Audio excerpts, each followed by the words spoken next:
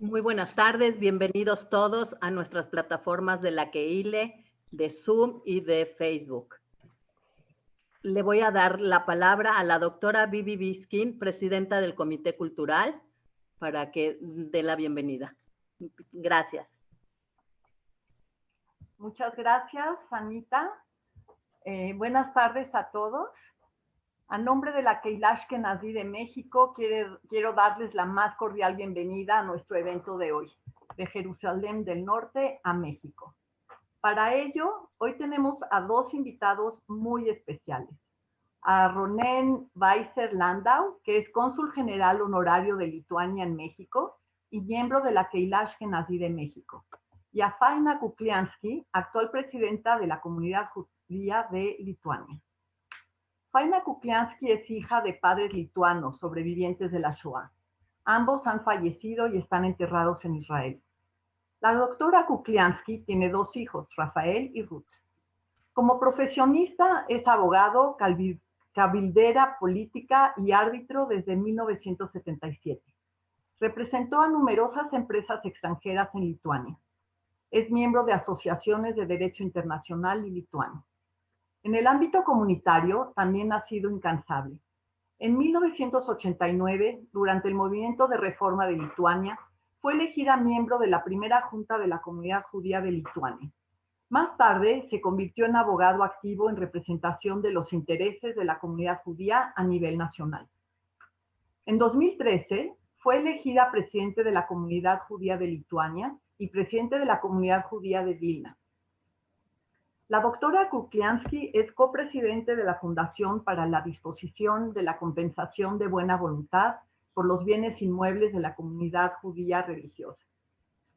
En 2016, participó en el grupo de iniciativa en el Parlamento lituano con respecto a las correcciones en la Ley de Ciudadanía Lituana que llevaron a la adopción de las enmiendas necesarias para garantizar los derechos a la ciudadanía de los judíos que salieron de Lituania entre las dos guerras mundiales y a sus descendientes. Faina Kukliansky ha sido acreedora a varios premios.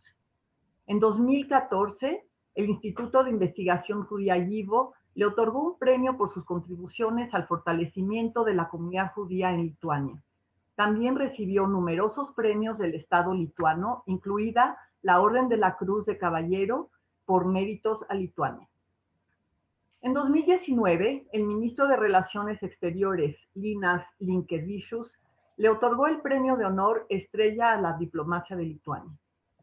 Ha sido premiada por su papel activo en la elaboración de importantes acuerdos internacionales, por la cooperación entre la comunidad judía lituana y el Ministerio de Relaciones Exteriores, por su contribución personal a la redacción e implementación de la Ley de Compensación de Buena Voluntad y por la participación activa de la comunidad en proyectos de las representaciones diplomáticas de Lituania.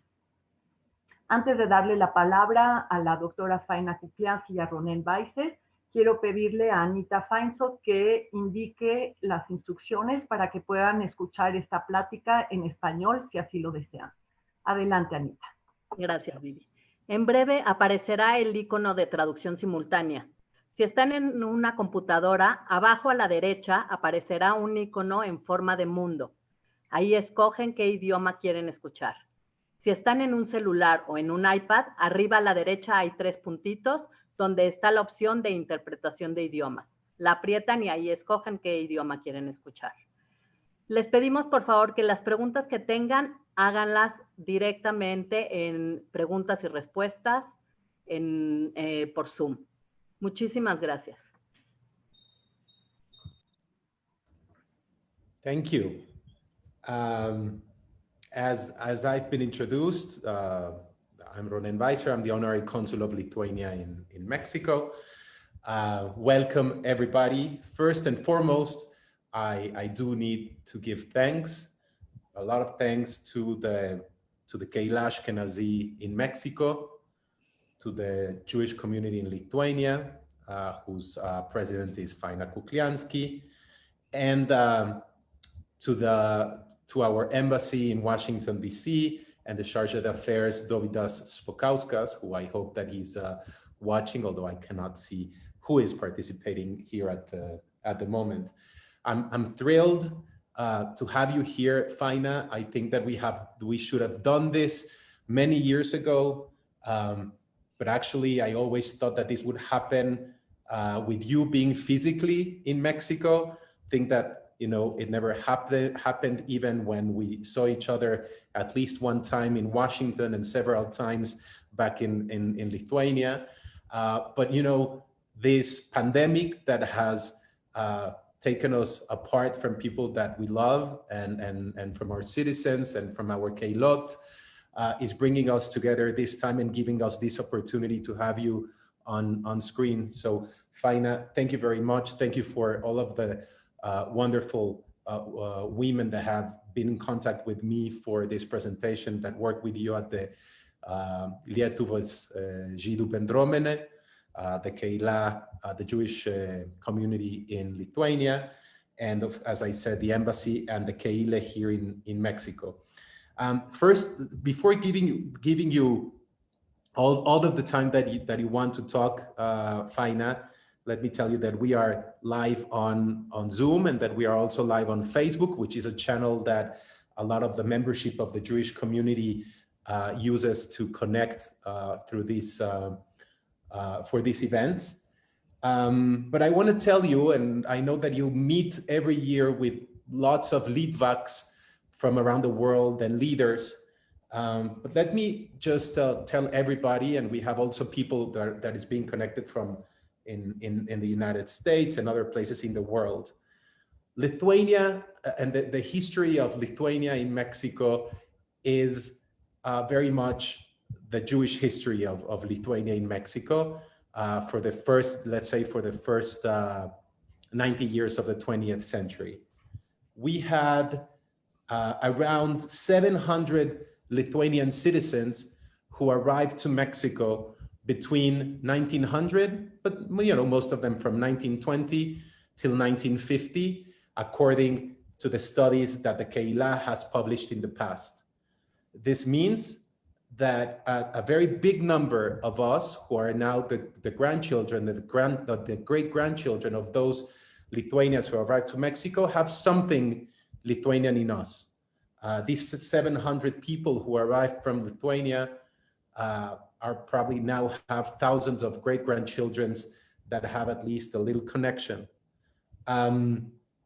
Over the years, also, a lot of the children and grandchildren of those who immigrated, of those Jews who immigrated before 1950, before the Shoah in 1940, actually, have been going back to Lithuania, Faina, and have been going to the shtetls and have been going down and up the streets in Vilna and in other cities such as Kaunas, most of them.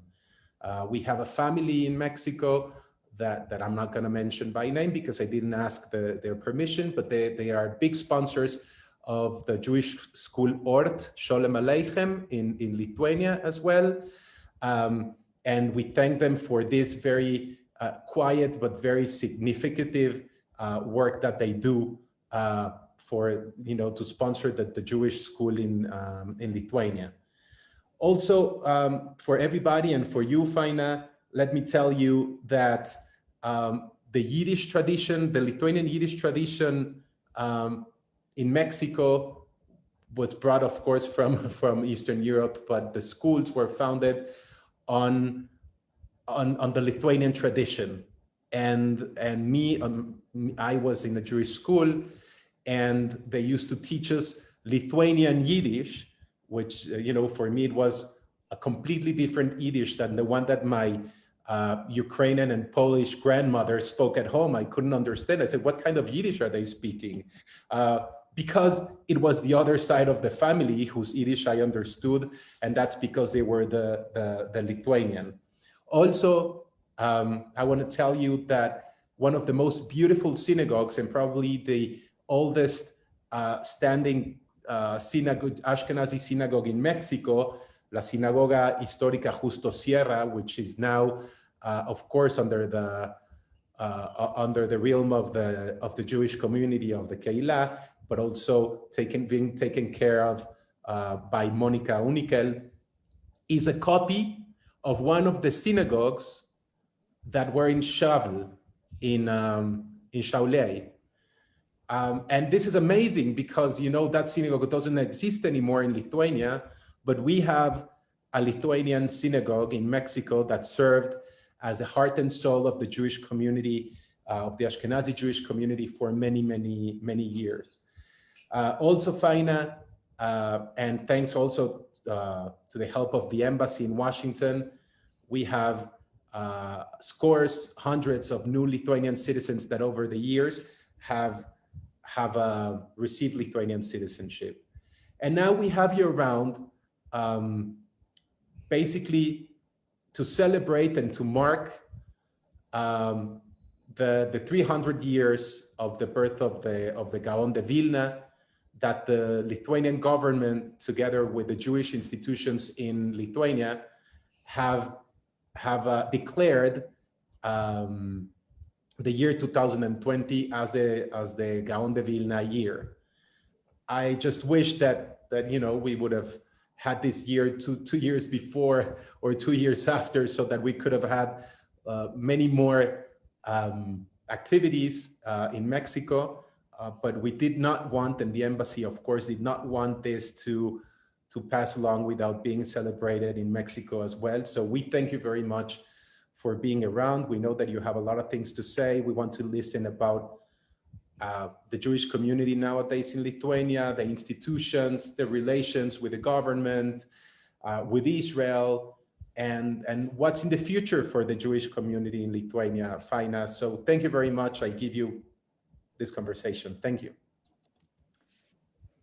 Thank you. And thank you, Ronnie. And I would like to start with telling the people who are writing me messages that I do not read Spanish.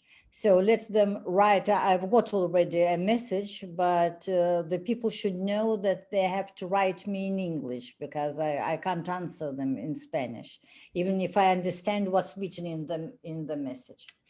So Ronnie, thank you very much, and thank all of you who gathered today to participate in the Zoom meeting. I also hope that Dovydas Špakauskas is also with us. If not, in any case, you will send him my biggest regards.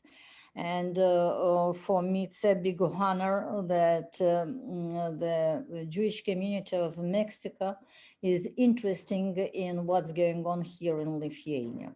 So you are Kehila Yehudi, and we Ashkenazi, and we are also Kehila Ashkenazi.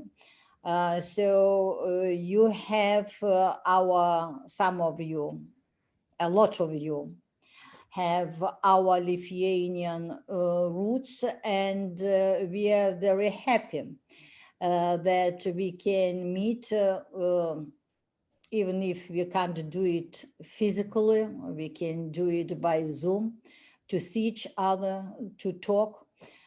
And I promise you, if Corona finish and I have an opportunity to come to Mexico, I'll do it with a big pleasure. We have what to show. I think that our exhibition, which we did together with the Ministry of Foreign Affairs about Lithuanian Jewry, was not represented in Mexico at all. And it is really a very nice exhibition, which is traveling from one country to another. And maybe we'll do some more exhibitions, because our community is very creative.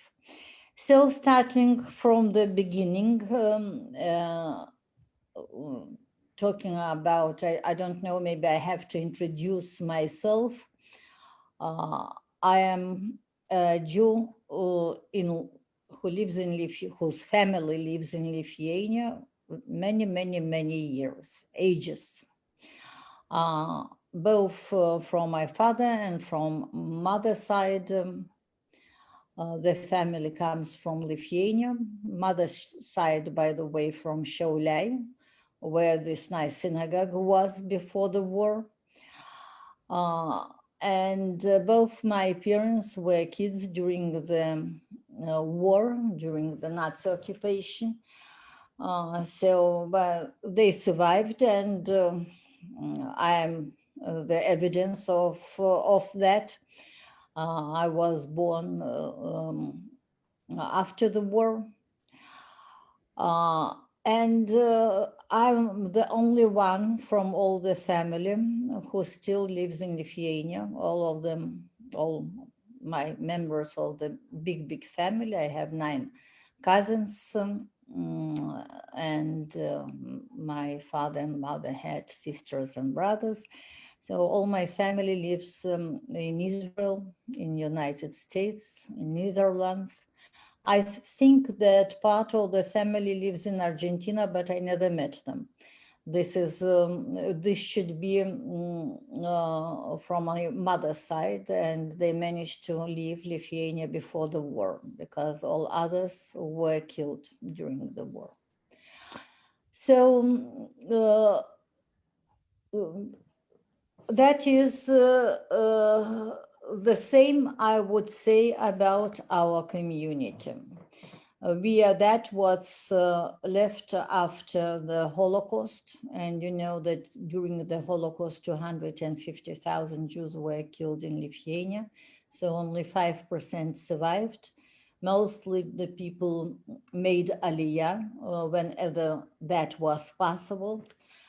And today we have the community, which is about 5,000 Jews. Mostly the people came from Russia, Ukraine, from Eastern Europe. Real Lithuanian Litvaks, as we call us ourselves. We are really not a big in numbers. I think maybe 200, 300 people, not more. But anyway, the community is very active. We have very different people in the community. We have a lot of elderly people, especially those who need social care from the community. We have also young people, and the Jewish school gives us a lot of members of the community, and mostly from the mixed families. And I think that what we have to expect in the future, talking about our demography.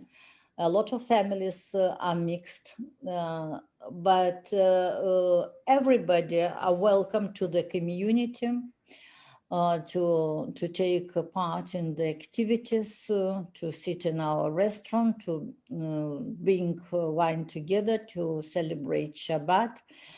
And thanks, by the way, to your mentioned family. I also do not want to mention the names because I also did not ask if they agree to be mentioned, because mitzvah is mitzvah. Nobody knows who is doing this mitzvah.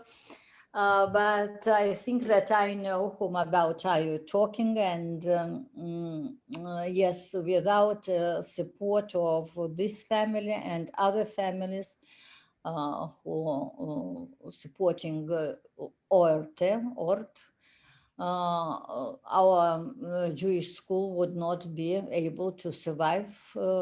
We have a wonderful, wonderful school. I can tell you, my son lives in Australia, and he came not long ago to visit me, and he went to the school because the principal of the school is my daughter. And he told me, you know, Lithuanians one day will just kill you. The school is so wonderful, you can't even compare with a normal state school. It's really in very good condition. The students have an opportunity to study Hebrew, to study other languages. We hope in the future we'll open Yiddish courses in the school. And it's very important that our Jewish children are together with non-Jewish children, and non-Jewish children are coming to get information about the Jewish history in Lithuania, because there are any other place where ones can get this information. We do not have a Jewish history museum or Holocaust museum. The information about the synagogue, which you have in Mexico, and which is a copy of Šiauliai synagogue, I've got from you, Ronen. Otherwise, I wouldn't know about it, even me. What to say about other people who are not so close to the Jewish life. In the community, different people are working, not only Jews, I mean, in the administration of the community. But it does not harms, it even helps the community to be integrated into the society. So the resources, we are quite different comparing us with your community, for example. We do not have too many donors of the community. The only donor today is Goodwill Foundation, which receive the compensation for the lost Jewish communal and religious property. And it is really not very big money. It's only 30% of this property, which was acknowledged by the state. But we do not have any other choice, and we do not have any other donors today. So we are happy with that, what we have. On the other hand, I think that the state should maybe take more care about the Jewish community, because the origin of the Jewish community in the all FSU, as we are called, former Soviet Union, is completely different from what you have in United States or in Mexico or in Argentina.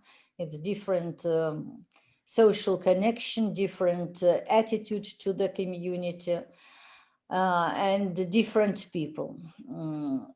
So in any case, we are in very close contact, as you, Ronya, mentioned, with the Lithuanian state and with the authorities of Lithuania.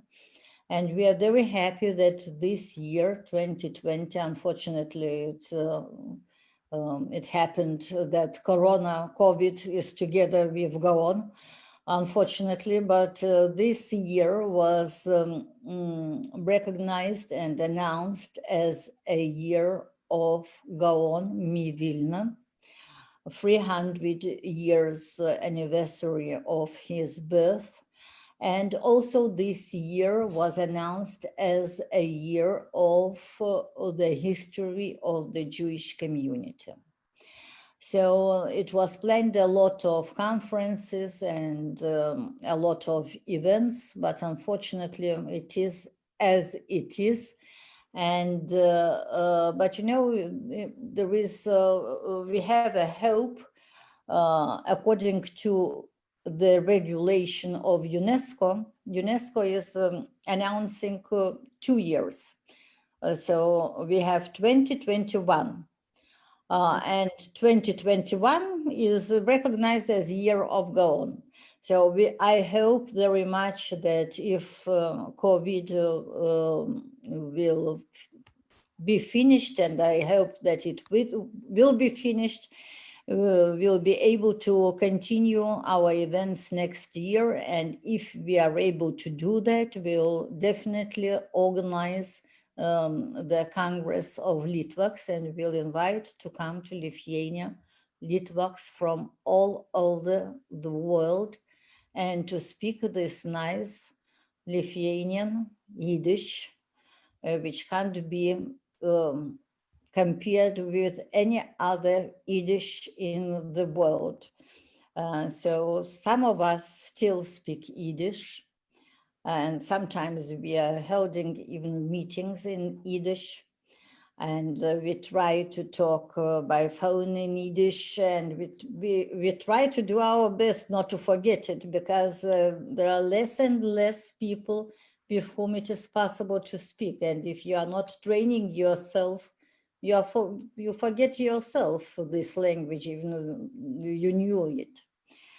But you know, even in Israel,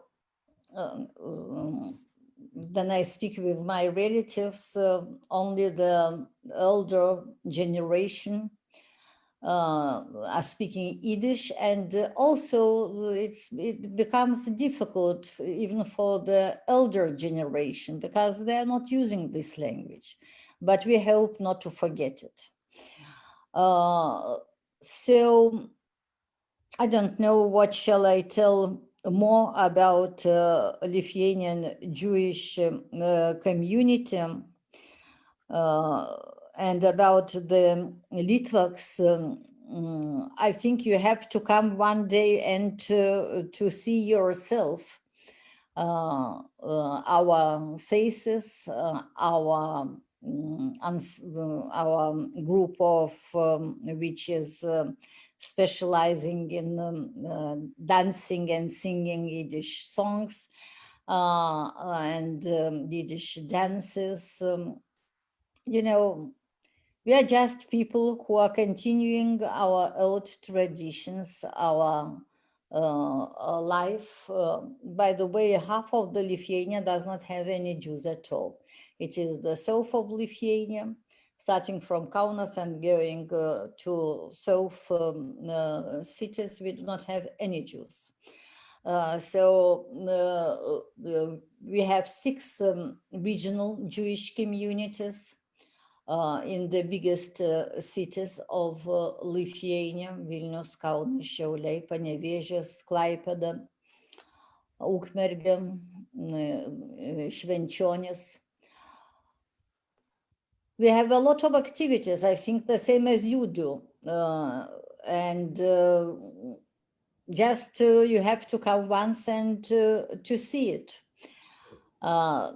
Talking about Gaon, I think that I do not have to tell too much about Gaon Vilna. I think that everybody knows about him, at least something what is very easy to understand, because really to describe his job and his influence into the Jewish culture, religion, it's very difficult for us. He did not publish any book.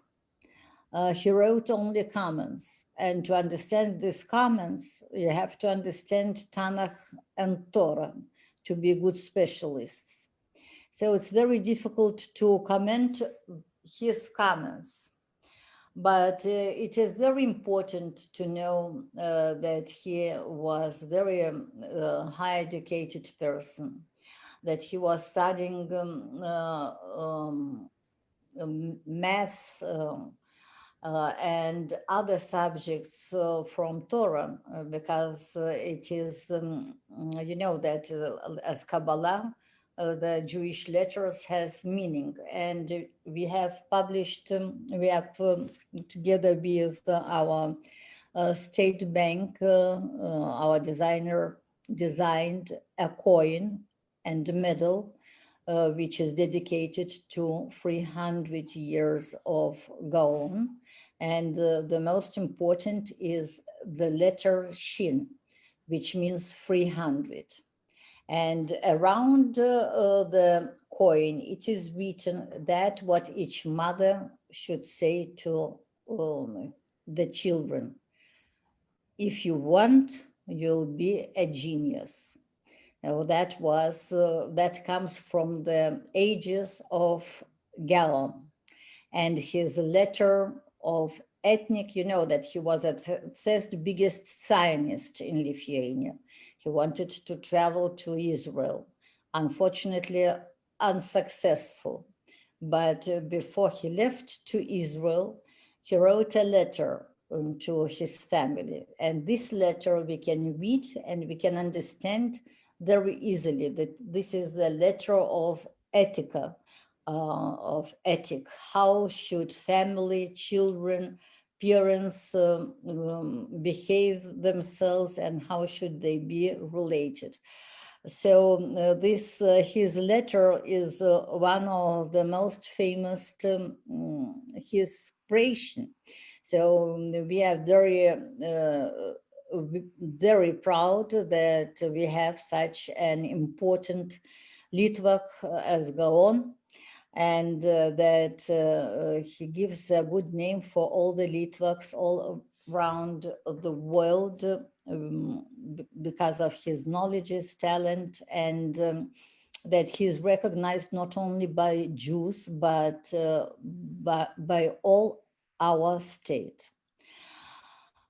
So talking about the year of history of the Jews, you know that the history of the Jews in Lithuania was very changeable, I would say. Lithuania invited Jews to come to Lithuania from the Western Europe many years ago.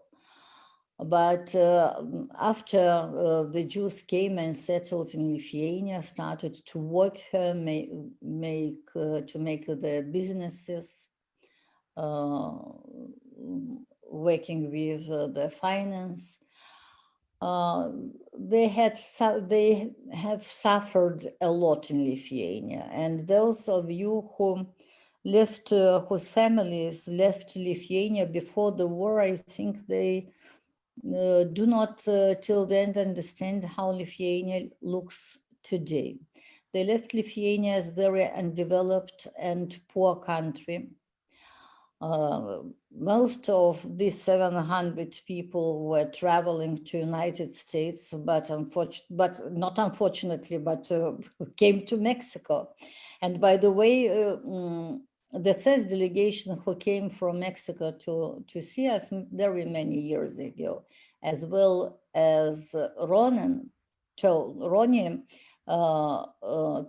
me that the Jews in Mexico respects their government and love their country very much. And that's what I'm telling always our community, how happy Jews should be in Mexico if they can so love their country, so respect their state. And I think that this is a very good example for the Jews all over the world. The Jews have to feel themselves comfortable. They have to be treated as all other people, as all other citizens. They should not be attacked by hate speeches, by anti-Semitism, by any other rude actions of the people. And I'm very happy that today so happy Jews who are living in Mexico invited me to share my vision about the Jewish community. So I'm very happy to answer your questions. And I see that I have... Faina, if I may jump in a little bit before we start answering the questions from the public. I do have some impressions on the very probably 5-6 times that I've been to Lithuania in the last 12 years or so. And even when we know about the terrible history and what happened to our community in Lithuania in the war with the Nazis and local collaborators, I go to Lithuania and I see as as a citizen, as a Lithuanian citizen, as a Jew, as a member of my Jewish community in Mexico, I do see some things that I still get surprised. For example, you do see that in some cemeteries, for example, there is some work being done to keep them as much as they can. I have been twice to my grandfather's village, and of course I didn't give any notice, and there were schoolboys during the summer cutting the grass and trying to do some work for this Beit HaChaim, where probably the last Jew was buried there, I don't know, in 1940, for example. And I asked the people, like, why are you doing this? And they said, well, there's nobody else to do it now. We have to take care of it as well. I walk, of course, this gives me a little hope, because 3 minutes before I saw these people in the cemetery, this is in Kudirkos Naumiestis, Neustadt, where my grandfather was from, and his siblings and my great-grandparents, because on the way to the cemetery, you go to the massive gravesite, because it's one of, not because, but it's one of the first places where the Nazis entered, because it was a border town with then Germany, a town called Schwirnd. But then after I see that, the massive gravesite, I see schoolboys cutting the grass and moving stones and making sure that the place is kept. On the other side, Faina, it's we don't get to walk in the US or in Mexico or any other places and see so many scriptures, for example, in Vilna or in Kovno, Kaunas, in Yiddish. And I still feel, and I don't know if the same thing for you, because you have seen it all the time, but for me, walking in the streets of Vilna, and reading in Hebrew and marking the places, it gives me somehow a sense of that I'm resting, that I see that we're still there a little bit, even when the 200,000 Jews that were in Lithuania are down to 5,000 nowadays there. And I'm curious, Faina, and I speak on this question as a member of my community in Mexico, and probably an honorary member of your community in Lithuania. What's coming next? How, after the Gaon de Vilna, the year after the compensation that the government is giving for their religious communal property, what can we expect with the Lithuanian community in the next years about the institutions, shuls, museums? I remember that there was something to be done in the place where the great synagogue of Vilnius was, and I haven't kept up with what's going on there, if there's actually going to be something built. Can you tell us a little bit, probably? Yeah, sure. I will try to be very open with you, and I can see, by the way, that Dovydas Špokauskas is together with us. At least he's listening the conversation. He's a very nice guy. We know each other for many years, and you are happy having such a person in your embassy. So talking about our day's issues and that what we are expecting, what will be in the future, nobody knows. You know, nobody expects COVID, and it came. So let us hope the best. The reality is that in Lithuania we have 250 cemeteries and 250 mass murdering places. So it's very simply math. We have so many cities, 250, In each city, it was, or towns, it was a community which had a cemetery. And in each city, the community was killed. Therefore, we have mass murdering place, at least one. Sometimes we have few, as in Cholet, for example.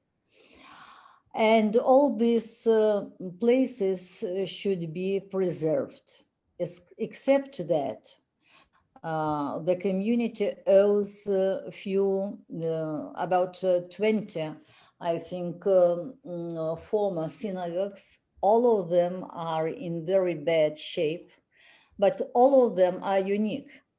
You see the synagogue in Mexico. This is a big, nice synagogue.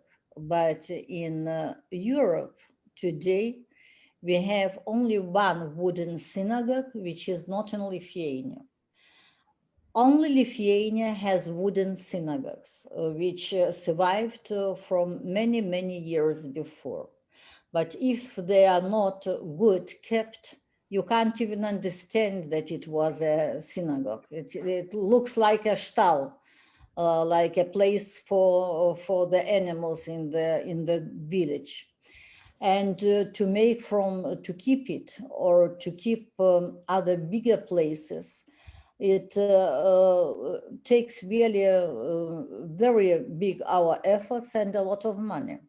And in the end of the day, we do not have Jews who would use these premises, because we do not have Jews in villages, we do not have Jews in small towns, and we can't bring them especially for praying. So what we are doing, we are trying to collaborate with the local municipalities and to involve them into the using of these former synagogues for the cultural purposes. For example, Kedan, they have 3 synagogues. We have 3 synagogues in Kedan. So one is an art school, another is like a museum, just to show how the Jewish synagogue looked for. And the third one needs very big restoration.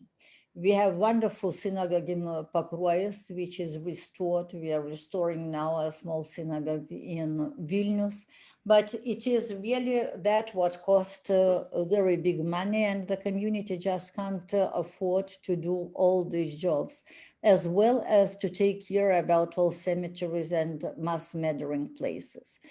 And I'm happy that you saw the cemeteries which were kept well by the local people. Nobody would keep them, only the local people. There are no Jews there. But it's a lot what to do. And this is our entire job, each day job, to take care about our heritage. As regards the Great Synagogue, finally, the excavation are done, but they are not finished. The people who are waiting, who are working on the Great Synagogue's remains, they have to continue their job, and because of COVID, they could not work this summer. So I hope it will be next summer. With the news, what will be built on the place of the Great Synagogue. For sure, we do not need another synagogue in Lithuania and in Vilnius. We do not have so big needs for the religious places.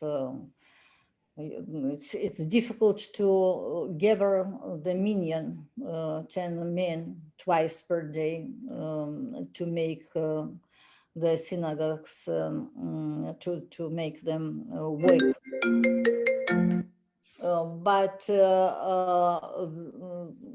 definitely the place will be somehow commemorated, and the municipality has an obligation to remove the kindergarten, which is standing on the remains of the synagogue. And I think that they are starting already to do that, to remove the awful kindergarten which was built during the Soviet time. That is a question, what will be there, and how are we going to commemorate the Great Synagogue? It is a question which we are going to solve together with other people in the Jewish community or outside the Jewish community, maybe not only in Lithuania. We'll invite to take place in the competition, the same as we are inviting now to take place in the competition of building the sculpture or commemorate the memory of the righteous among the nations. The first monument is going to be built in the old city of Vilnius, the place where was the last selection after Vilna ghetto was liquidated. So we are planning that it will be built a monument for the righteous among the nations, and the competition will start soon. So we have a lot of plans, and one of the most important plan is to build a kindergarten for the children, Jewish children, because we do not have any kindergarten at all for the kids. So our plans is to build the kindergarten in the yard of the school, and it would be as perhaps you have a campus. And I hope that, and we are working with ORT on this project. I hope very much that ORT would support it, and we'll have a place where the kids can get the Jewish education even before the school. So that's I think that what I want. How can I answer your question? What will be in the future is very difficult to say. I would say that in these 30 years of independence of Lithuania, in Lithuania we can see some movements to the good direction. We are going to celebrate tomorrow the Day of Tolerance.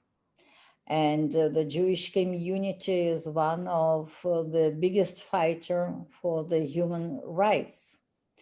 Tomorrow also IRA, it's Holocaust Remembrance Alliance, is starting another session.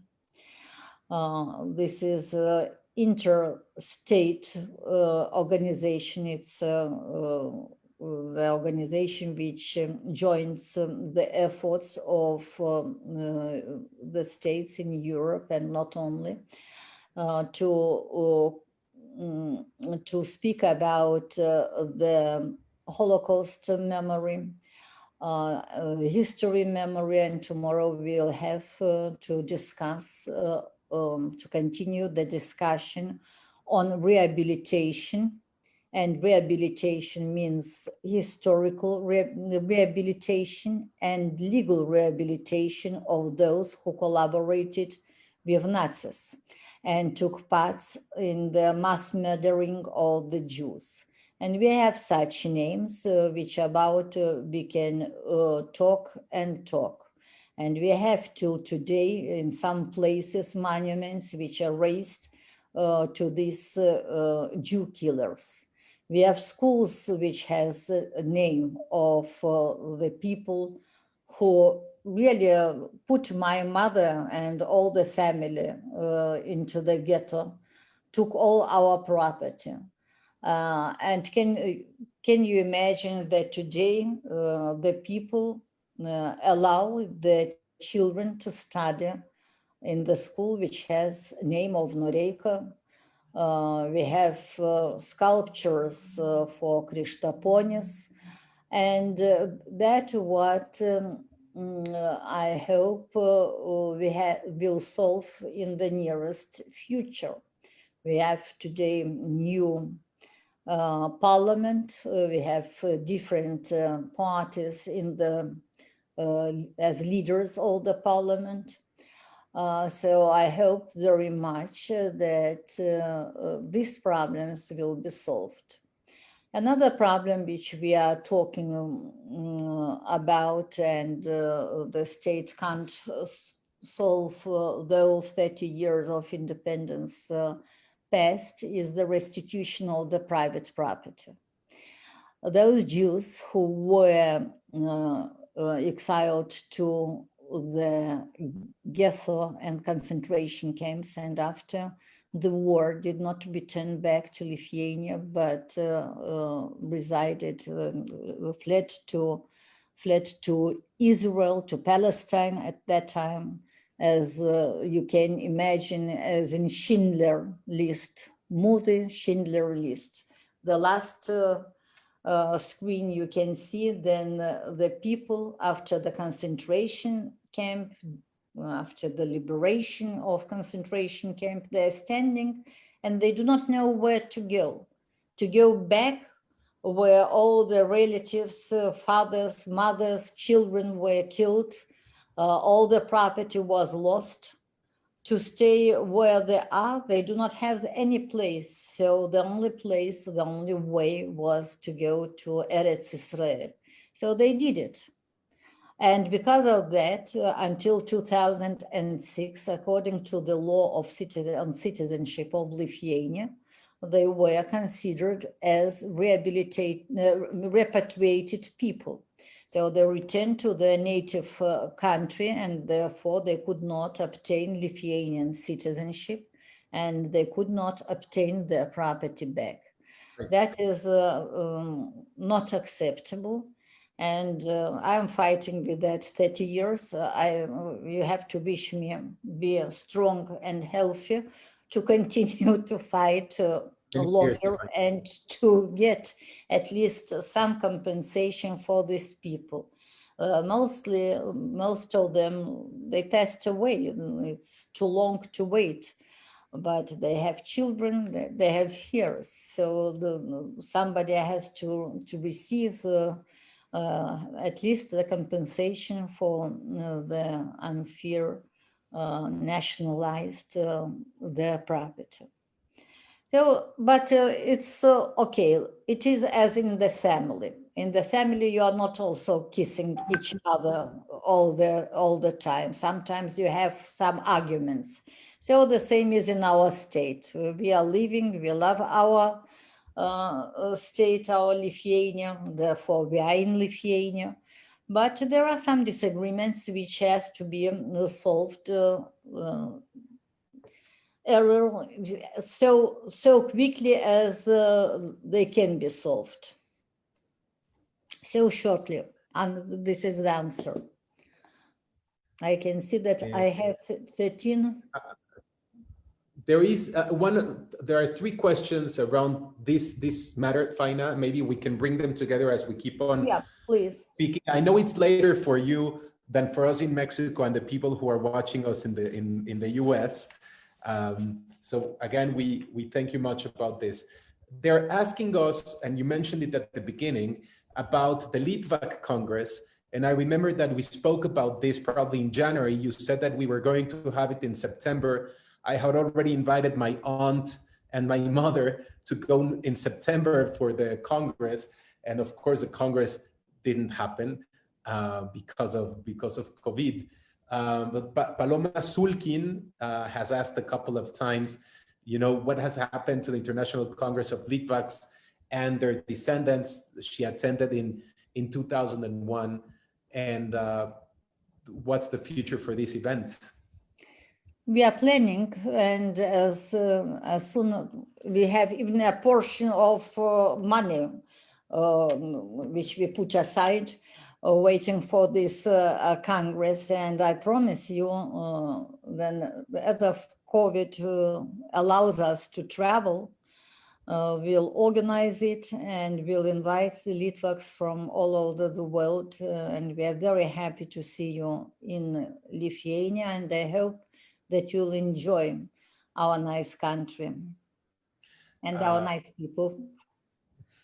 We hope we do. And then we also, we don't know about Lithuanian food in Mexico, Faina, because we have never thought about it as Lithuanian. It's just our grandmothers and grandfathers' Jewish food that we have eaten, all over in the past. So when you go to Lithuania and you go to a Lithuanian restaurant, you feel like you're eating at your family's, the table of your grandparents. And that was also a great experience. That it may sound obvious, but when you get there and you actually can order what, kugelis and borscht and many other things, it's amazing. So hopefully that's going to be part of the experience. Now that I'm thinking, Faina, and maybe, we have somehow missed some opportunities in the past to work together, because I really think that we could have groups of Lithuanian Jews in Mexico and non-Jews, if they're interested as well, to travel to Lithuania on an organized manner. And it has happened. There's a couple of Mexican professionals and historians that have organized trips to Lithuania, and maybe we can do it as well with a younger crowd. That can take probably a few weeks and work also for the restoration, or to give kavod, honor, the deceased members of the Jewish community in the Holocaust. I think that there are many things to do. The Jewish community in Mexico, I think that we're lucky, first of all, that we can speak to the president of the Jewish community nowadays in Lithuania, because there's many other places where Jews have fled over the last century, the Arab countries, the north of Africa, all of our Sephardic cousins and brothers, and there's no one left. And there is this matter also about communal property and the same issues that are happening in that we have in Lithuania. There is in other places where people have left over the years. So it's just probably a long shot, but maybe one day we can have as part probably of this Litvak Congress, to have an event for younger members of the Jewish community in Mexico as well, who are interested in doing something, in Lithuania, in the Jewish sites that are being taken care of, from the community and the government itself. Probably some others need just hands for the first time in 50 years. We can do something about it. And I was reading in the presentation that it was shared to me by your team at the community. It was over here that there are still dozens of synagogues in Lithuania. Is there, you mentioned it before, but is there still art in some of these places? Is it just the buildings? Is there anything that still shows that it was a synagogue, or if it's only the buildings that are left, find out those many synagogues in the shtetls around the country? Okay, so I'll start from the beginning. You have mentioned the kitchen, Jewish kitchen. I am a Jewish mother and grandmother, and I can assure you, especially today, Sunday evening, after 2 days spending with my family, that until today I'm cooking only Jewish food. I just do not know how to do other food.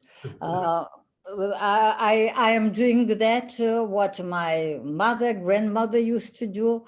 The soup with Yiddish neshome, the Jewish antibiotic, as we call, and really then when my grandchildren are eating my bouillon, they feel my love and my neshome.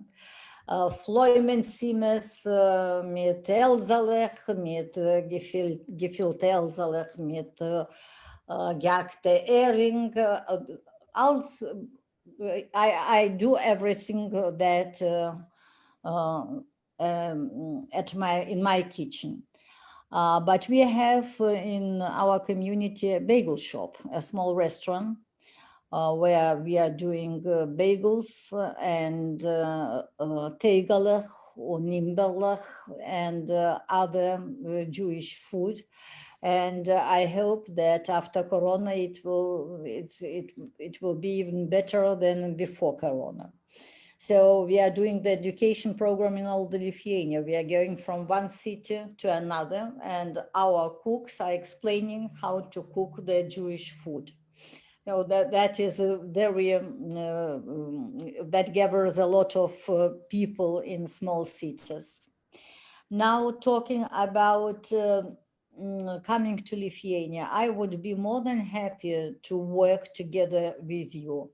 By the way, the Jewish community of Lithuania is a member of the Europe Heritage Road, and we are doing that as ourselves. This European Heritage Route, it covers all different directions of tourism. It can be recreation. It can be knowledges about Jewish past, about history, about famous people. It is also the program for the children. And I hope very much that we are writing, we are signing contracts with the mayors of the city, especially those who are nearby the sea, which has forests, which has a nice place for recreation, to work together. And we would be more than happy to work on this item together with you, Ronia, with the Mexico, with your Ashkenazi community. And I think that it is a good time to start to work. Until Corona, COVID finished, we can make the preparation. And we used to have before, for example, soldiers from Israel army used to come to Lithuania. And one year I asked them to clean the cemeteries, and really they enjoyed it. Young people, they cleaned the cemetery in Vilnius. It was, it geblischt, wie man sagt auf Yiddish. It was so nice kept. And Israel army soldiers took part in the first ceremony of burying the first 60 people who were closed in the prison from Vilnius ghetto, and all of them were killed.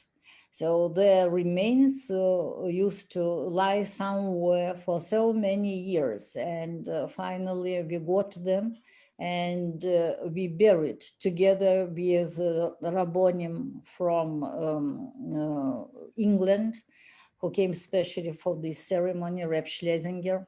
It is a special committee of preservation, the cemeteries in the Europe.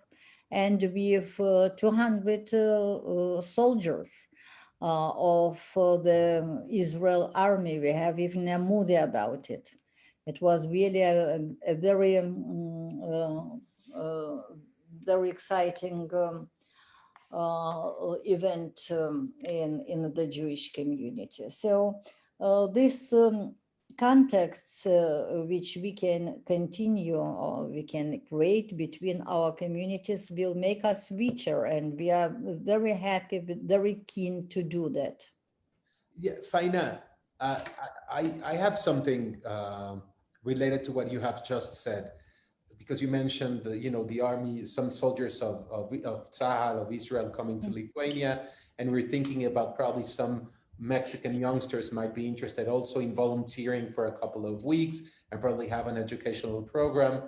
But I also remember that up until like 2-3 years ago, the Israeli embassy was in Riga, which is, you and I know, but not everybody knows it, who's watching. Riga is probably, what, 3 hours away from Vilnius, 3-4 hours away from Vilnius by car. But now we have an embassy, an Israeli embassy in Lithuania.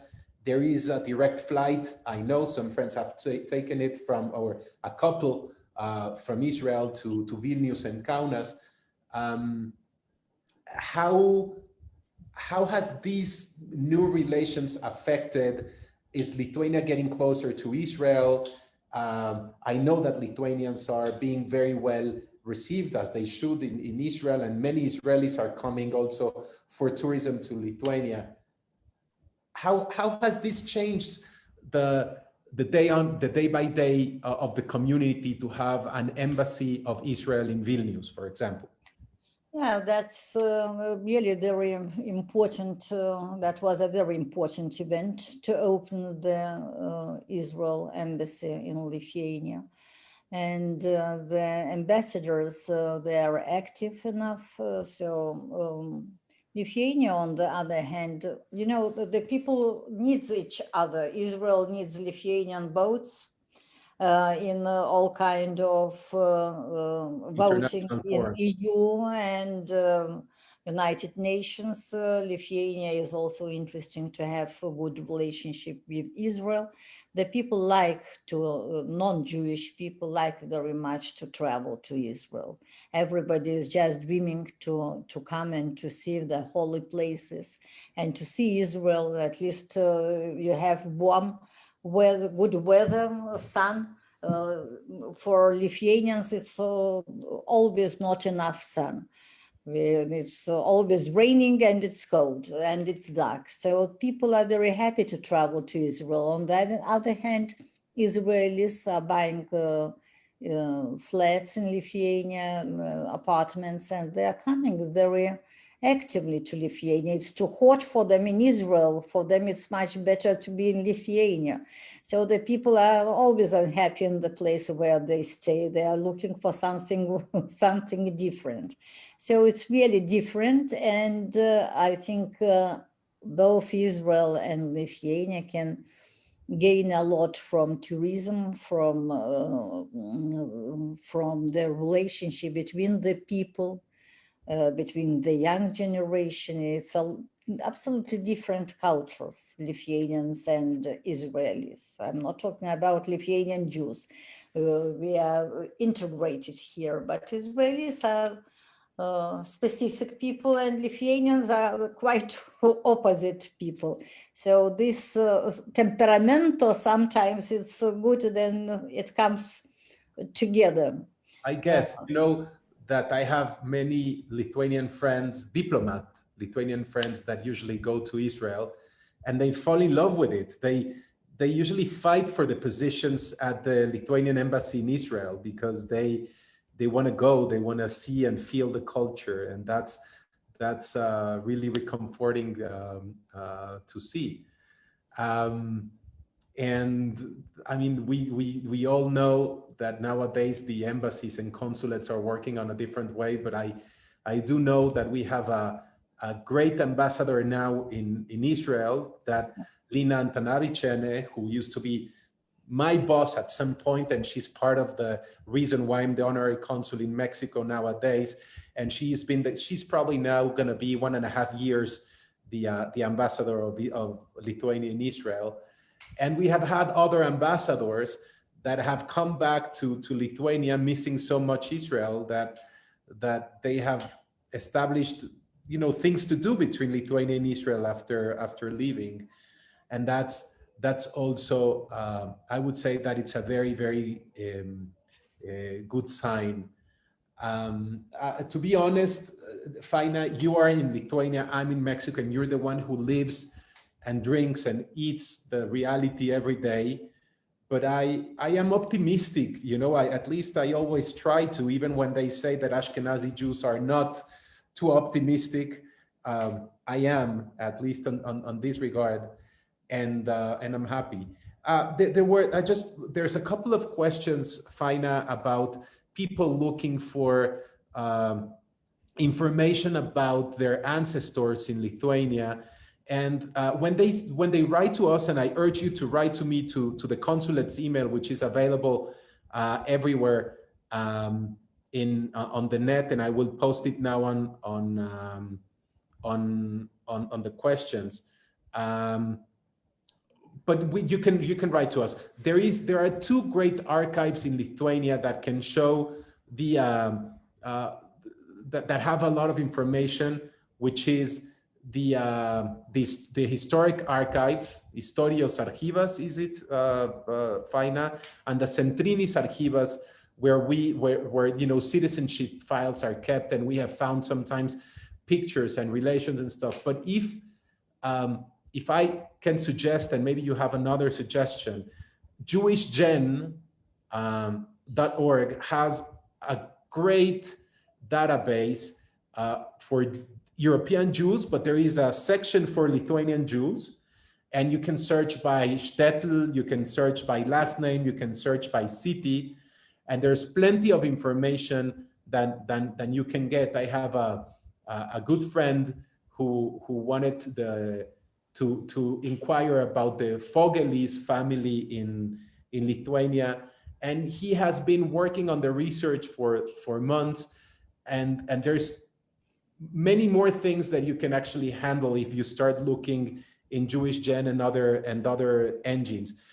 But is there another kind of file of the Jewish community, Faina? I know that everything was destroyed in Vilnius, at least for the Jewish community, but where people can inquire within for history and other information?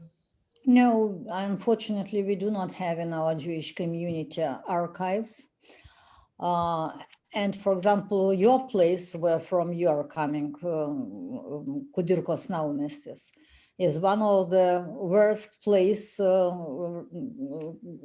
talking about researches and the documents. This area, which is close to Germany, does not have too many documents in the archives. So you should not be very optimistic always to applying to the archives because part of the information is destroyed and you have to look in other places to find it. It depends on the place, on the city.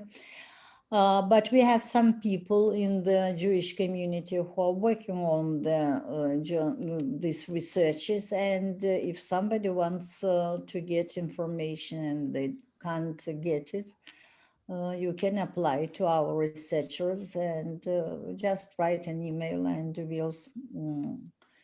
we'll suggest you one or another person. Not so many researchers, because it's very difficult to work in the archive, because you have to know German language and Gothic German language, which is written in a special way, Polish language, Russian language, Lithuanian, Yiddish, Hebrew. So the researchers should be quite good qualified.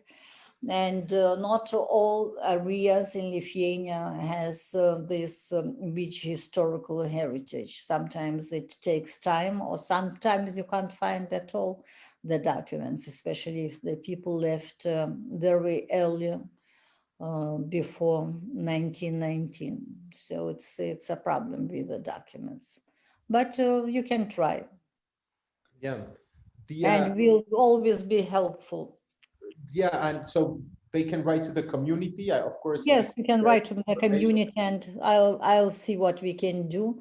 It's sure that these researchers, they're charging, but it is private business to agree about the fees if you can't find the documents in the archive yourself.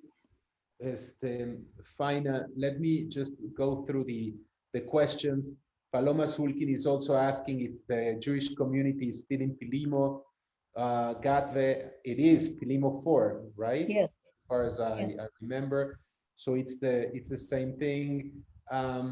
there's also, and I must ask them as the questions are coming here, and I think it's an obvious question, but of course the answer it's yours. They're asking, is there still anti-Semitism in Lithuania? We all know the answer. Do you want to say something about this as the Faina? Is it, I can tell, I mean, because we read this kind of news are over the Jewish media all the time, as they should be, and we get to know if there was a monument that was painted with anti-Semitic paintings, well, writings, or all of these that may seem small events are taken by heart by the Litvak jury around the world. So what's going on? I know that there's anti-Semitism in every country in Europe, but tell us a little bit about it, probably. So regarding it depends what do you consider as anti-Semitism. The anti-Semitism in the streets, in the society, it was and it continues. We hope we would wish in the future we should educate people more so that they would know more about Jews and the myths about Jews, and the attitude would be changed. So first of all, it's education. On the other hand, we have a problem with this hate speech. And this is a problem which we have all over the world. On my opinion, it's a problem that the people are not punished for their hate speech. We have now got one successful case when the person was recognized after he wrote these nasty comments about the Jews. So I think that the state should put more efforts, but on the other hand, the people should not, as you told, if we take by heart, it's bad if you do not take by heart. If we are getting used to that, we should not get used to that. We should fight that. We should say our children that they can't be used to any hate speech or any offensive behavior or regarding to them as to the Jewish people. So I think it should be done more, but tomorrow, for example, the Day of Tolerance, we are celebrating together with non-Jews, a lot of non-Jewish people, especially the human rights organizations are on our side, and they're reacting when we have any act of vandalism even quicker than the Jews are doing that. So I wouldn't say that anti-Semitism in Lithuania has any specific difference from all the Europe. I would say that we do not have such Nazi demonstrations as they have in Poland. We do not have the bans on kashrut, on the religious slaughtering. So it's a lot of progressive movements in Lithuania. But still, the question which we take by heart is the commemoration of the people who were involved in the mass murdering. This is, on my opinion, is like the biggest problem of anti-Semitism in Lithuania. I see. It's I was once talking to a Lithuanian friend, and he told me, you know, that before 1990, when Lithuania became independent again after 50 years of Soviet occupation, they said that there was no education of, you know, under the Soviet rule about the Holocaust, like what happened to the Jews. It was what happened to the Soviet subjects, and amongst them there were Jews, but they just managed to say the number of Soviet citizens that perished, and among that number it was the Holocaust. It's education about the Holocaust, Faina, getting a good attention, in the public schools. Like, are the children nowadays informed and taught about this period of time where Lithuanians suffered, non-Jewish Lithuanians suffered harshly, but Lithuanian Jews were decimated? Is it being taught in school? What's going on that regard? Because I think, like you said, in education, it's the solution. Is it being taught in schools? What is the story on this? Yeah, I have to agree with you that during the Soviet time, all the monuments which were raised in the memory of the killed Jews were dedicated to the killed Soviet people. We were killed Soviet people. Now all these sites where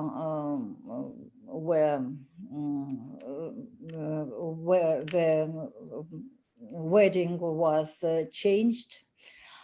But with education, I think it is not done everything till the end. I know that the Ministry of Education this year should prepare new directions of education, including the Holocaust education in it.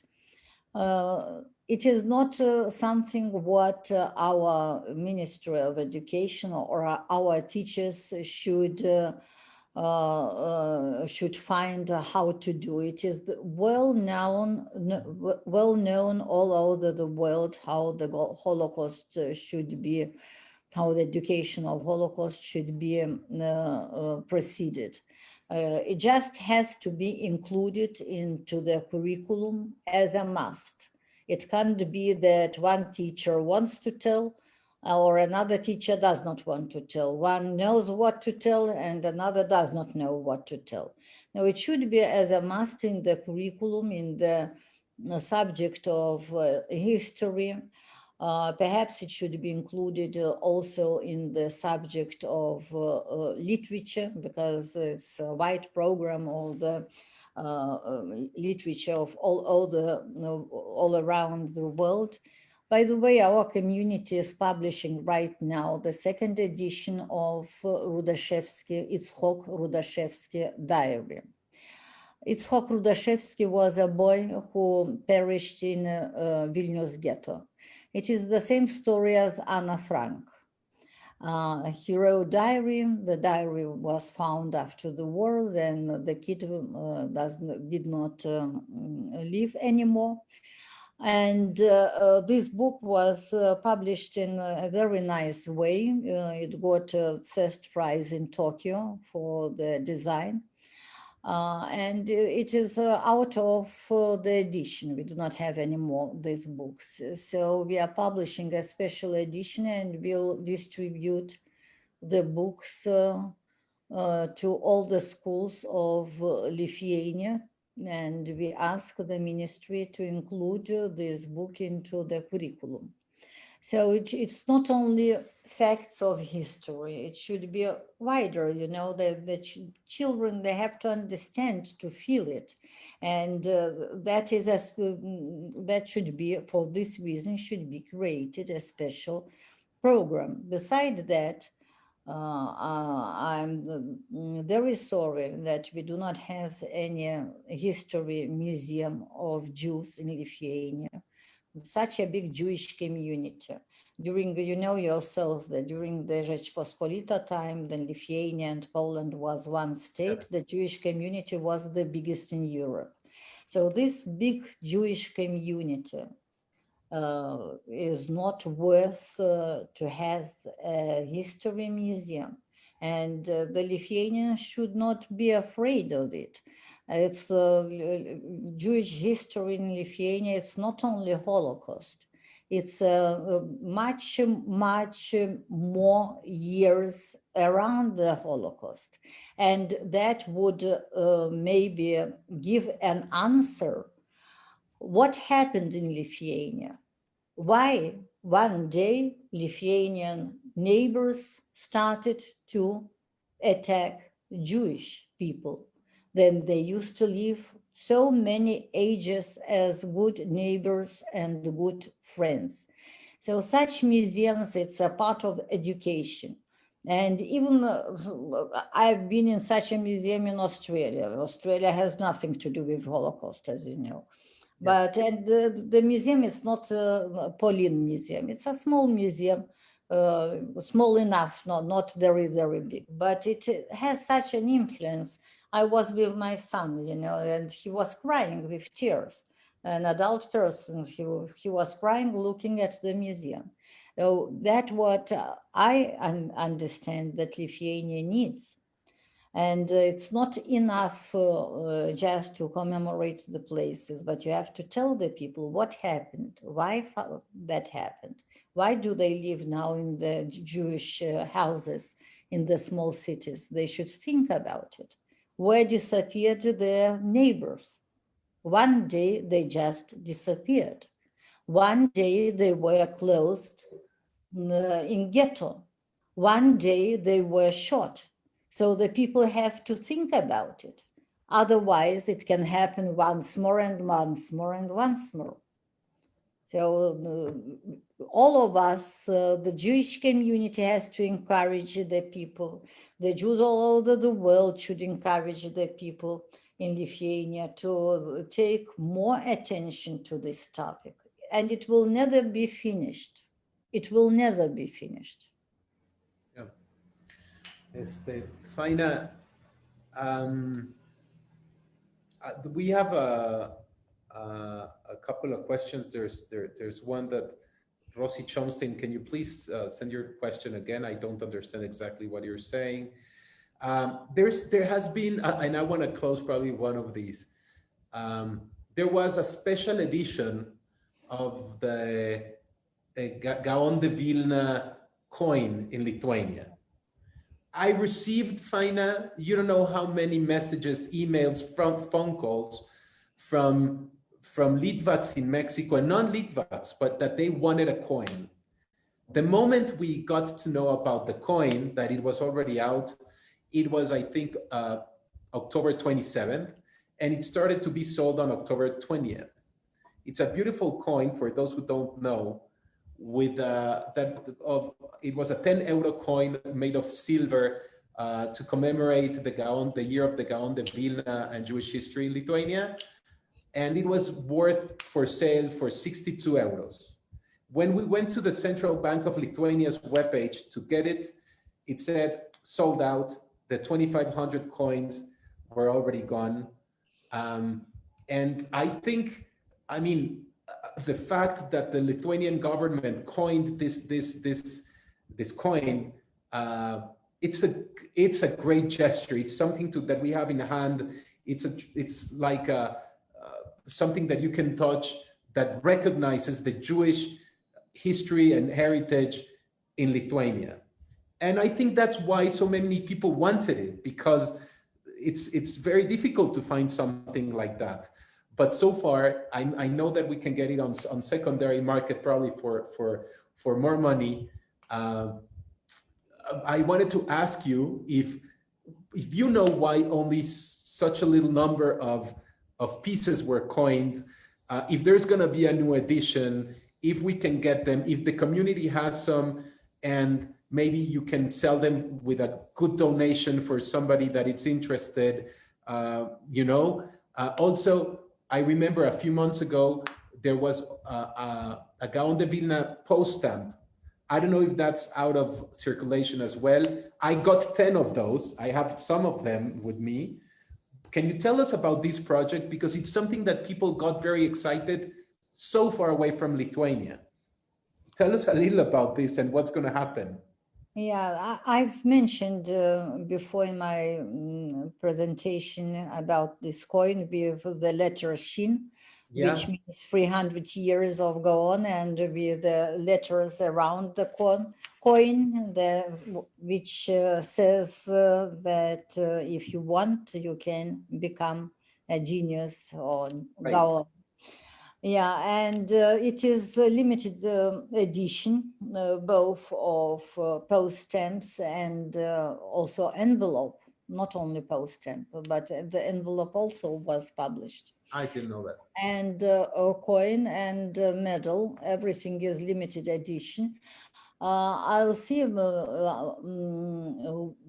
regarding the additional edition, but I don't think that the Lithuanian bank is going to do that, because the price of the coin, it's numismatic. For the numismats, it's a very important coin. It costs now in the second market about 1,000 euro. Yeah, I've heard about it. I do not know really how is it, but a lot of people, especially in Israel, are very angry they haven't received it.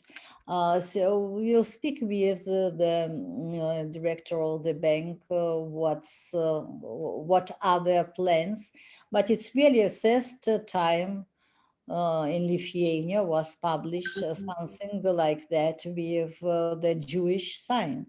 And for us, it was a very hard job as well, because our designer used to work and did the design. A community was one of the project, author of the project. So we are very happy that we are so successful, and I'm really very sorry that we can't distribute more than we can. It was a portion of, I don't remember how many coins we were able to buy, but it's not so many which we can share with somebody. So it Did should you get be one at least, Faina? Did you keep one? For you? No, for you. For me, I've got it as a present. Okay. Yeah, I've got it. Good. Yeah, 1,000 euro. Now it's lying in my pocket, if I want to say.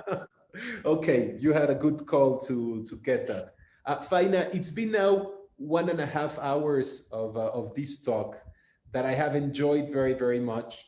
You probably are going to go to sleep soon as well. I am very thankful for this, for your time. I'm thankful for what you do, because you represent Lithuanian Jews all around the world, and I'm one of them as well. And I want to thank, and I will give the word to Vivi Visky in a second. I want to thank the Keilah Ashkenazi in Mexico, the embassy of Lithuania in Washington, D.C., and maybe this will be the first talk of some others that we can have. We can have more specific topics. You can also help us find other people who can talk to us about Jewish history, about Lithuanian history, because there's interested people on this, Faina. So I very much appreciate your time. We can do the sightseeing tour in Vilnius. We can do some sightseeing tours in other places of Lithuania to show, at least during COVID. When COVID is finished, I'm not going to make any tours by Zoom. I'm waiting you to come to Lithuania with your physical body, not by Zoom. Faina, if I understood correctly, can we do a virtual tour of Jewish Vilna? Can we organize that with somebody doing Zoom in their telephone, and guiding us around? Yeah, sure. We have it's a very good idea. It's a very good idea. We'll do it. We'll prepare a small movie with sightseeing places in Vilna and other cities, and that would be great to share it with you. maybe then, Vivi, you're there, but I'm kind of excited of having this. This can also, probably it has to be a little earlier, especially if it's still winter, because it gets dark very, very early in Lithuania. But we can do it probably one Sunday again at 9 a.m. Probably we can probably have some light, or wait a little bit until it's the spring and have this virtual tour of Jewish Vilna with a guide that Faina thinks it's best, who speak either Spanish or English. How do you feel about that, Vivi? That would be wonderful. Absolutely. It's a yes. It's a yes. We will do it. We will. But we can prepare for you in beforehand a short movie and to show it. So you see how many things we promised now to do to the people who are watching us, who are following us. So we have to organize the groups who would come to visit Lithuania or to Mexico. We have, I'm writing myself notes. We have to develop the information about the heritage and researches on the personal heritage of the people who are coming from Lithuania, and we'll help them with that. And we have to prepare the virtual tour of sightseeing Vilnius and other places. So it is, we do not have snow now. So the days are short. It comes very dark at 8 o'clock, for example, in the evening, maybe earlier even. But we can manage to do that. And I think you'll enjoy this tour with some small lecture about our history of Lithuania. And if you want to do that in Spanish, I think that we'll find somebody who speaks Spanish, and it would be much more convenient for all the people who are watching us. Let me just tell you one more thing, Vivi, and I'll let you completely the floor. Just 2 weeks ago, I was told, after trying to do this for a couple of years, you know, one of the most important events of the Jewish community in Mexico, because of how far does it get into how many people, it's the Jewish Film Festival that we all love. And it's an event that brings together all different Jewish communities in Mexico, plus a lot of, you know, people who loves movies, and a movie chain that's very much into this project. And we will have this year's 2021 edition, the movie of Kiune Sugihara, that has not yet been released in Mexico. So it's going to be the very first time that it's going to be showed in Mexico. For those who still don't know, Kiune Sugihara is righteous amongst nations who saved mostly Polish Jews, but Lithuanian Jews as well. And there is a great movie done by Chelin Gluck, and we will have it hopefully next year. We don't know the format yet, because I don't think that even the organizers of the film festival know how the format will be on 2021, but we will have it. And Faina, maybe we'll also be organizing this together with a family who lives in Mexico that was saved by Sugihara, and that they have brought Sugihara visas to Mexico. So that's also another thing that we will include you in. Yeah, that would be really nice. And you know that except Sugihara, it was another ambassador, Zwaanderdijk from Netherlands, who also gave visas to Curaçao, to the islands which belong to Netherlands. Yeah. And they used to live one very close to another. Zwaanderdijk was the director representative of Philips, right? Philips, yes, and he was called as Mr. Philips in Kaunas, because nobody could pronounce Zwaanderdijk. It's Black Swan. Swan, and it's very difficult to pronounce to the people. So he gave a lot of visas. Sugihara gave transit visas, and he gave visas to Curacao directly. So it's very interesting, really story, and we are in touch with the people, with some people who are saved by Sugihara and Zwanderdyk, and we are in touch with the children, both with Zwanderdyk and Sugihara. So it will be really, you will enjoy the movie. We hope so. Thank you, Faina. Thank you again. Thank you.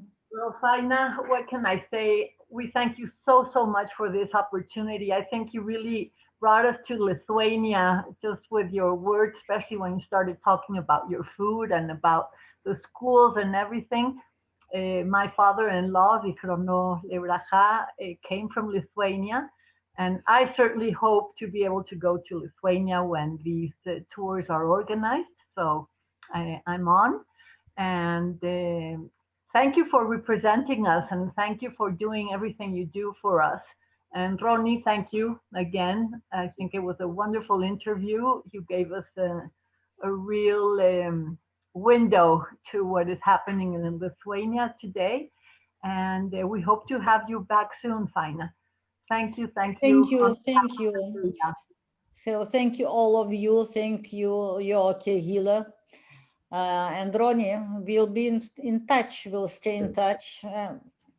As the first evening, then we were walking in the park at 2 o'clock in the nighttime. Nobody knows that, in Washington. Yes. That's the only time you had free, Faina. That's the only minute you could give me for free. You had free, you know. So I was a kid back then. I was 27 or something. But what do you want to tell me about it? About that 10 a.m. About your childhood. Oh, no. You know, the psychologist here is Vivi Viskin. I can do that privately with her. But so is Ruth. Faina's daughter is also a great psychologist. I didn't get to read her CV, but maybe we can get her one day for an interview also, because she deals with Holocaust memories, right? Yes, and she's the principal of Jewish school. So maybe that would be another great.